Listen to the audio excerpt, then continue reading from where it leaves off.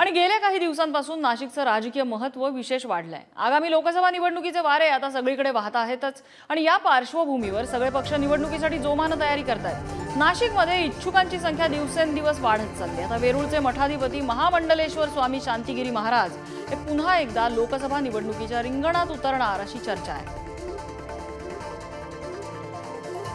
आणि हे शांतिगिरी महाराज नेमके कोण आहेत आपण त्यांची थोडक्यात ओळख करून घेऊया। नाशिकच्या संभाजीनगर रोडवरील लाखल गावचे ते मूळ रहिवासी। 10वीत असताना त्यांनी घर सोडलं। जनार्दन स्वामींचे ते उत्तराधिकारी होते।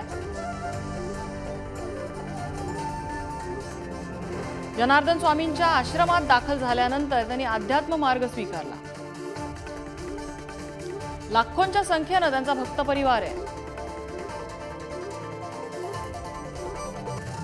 भजन, प्रवचन, अनुष्ठान, सत्संग यामधून असे मोठे धार्मिक कार्यक्रम त्यांनी केलेले आहेत।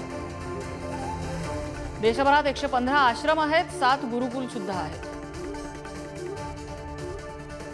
अनुष्ठानाच्या माध्यमातून व्यसनमुक्तीचं त्यांचं मोठं कार्य आहे।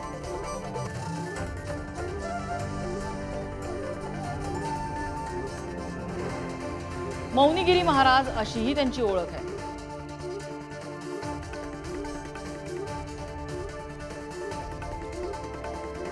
आणि हेच शांतिगिरी महाराज आता निवडणुकीसाठी उत्सुक आहेत। तब्बल 9 वर्ष त्यांनी मौन पाळलेलं होतं। आताही अनुष्ठान काळात ते मौन पाळतात।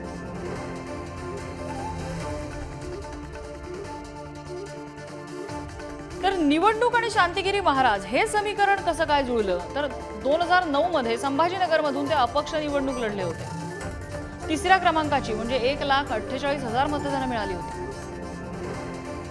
2009 मध्ये संभाजीनगरमधनं ते अपक्ष निवडणूक पहिल्यांदा लढले होते आणि त्याही वेळेला त्यांनी चांगली मतं मिळवली होती।